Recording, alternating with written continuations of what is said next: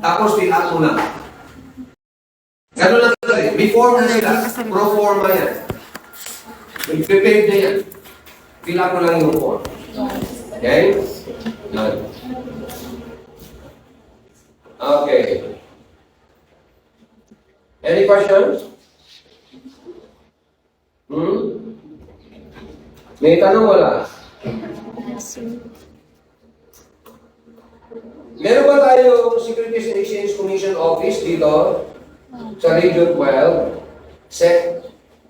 Meron ba tayo wala? As of the moment, wala ka. Okay? They're working now na mag-open sila dito sa Coronadal. Because Coronadal is the seat of the Region 12 government. Andito ang regional offices ng SOC Sergeant. Okay? So they're now thinking na mag-open dito. Kasi tayo dito sa Region 12, wala tayong SEC. So usually saan tayo pupunta? Sa Davao, which is part of Region 11. So, sa Region 12, as of the moment, wala pa. Doon tayo pumupunta sa Region 12, Region 11.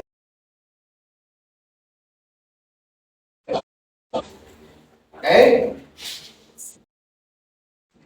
Okay, so next topic will be for tomorrow.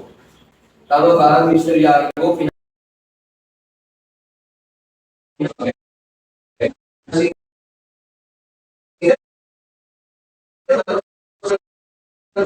Ano yung mga examples ng financing companies? Maghanap kayo ng samples ng financing companies. Nasa Radio Wealth Finance Company. Sabi ako kanina. Pero marami pa. Actually, yung nag-i-exist sa Marvel. Hindi ko lang alam yung pangalan. Sila yung mga nag-finance na mga, halimbawa, gusto mong magkasasakyan. Okay?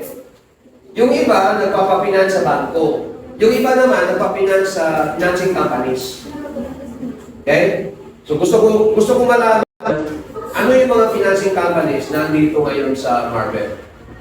Para later, baka pag nalaman ninyo, hindi na kayo pumunta sa bangko, doon na lang kayo sa financing companies. Actually, ang financing companies na ito kung minsan, masyadong madali mag-release. Mangutang kasi ng sasakyan sa kanila.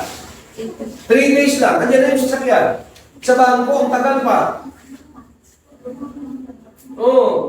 Ang tagal. Okay? Pero sa mga financing companies, madali lang. Ang problema ng sa financing companies, siyempre, private companies ito, kailangan nila ng malaking tubo. Kaya medyo mahal siya ikumpara sa bangko. Pag nag-finance ng bangko, mas mahal. Pero kung gusto mong madali, gusto mong magagawa, magkasasakyan, magkabahay agad. So, financing companies, medyo mahal na. Okay? Pero advice sa akin, based on my experience, huwag mangutang ng bahay. Advice. Alam niyo ang bahay ko, utang yan. Sa Akan Homes, utang yan. 25 years to pay. Nag-umpisa mo 1995. Alam niyo ang dapat bayaran lang? 1,407 pesos. 1,407 every month.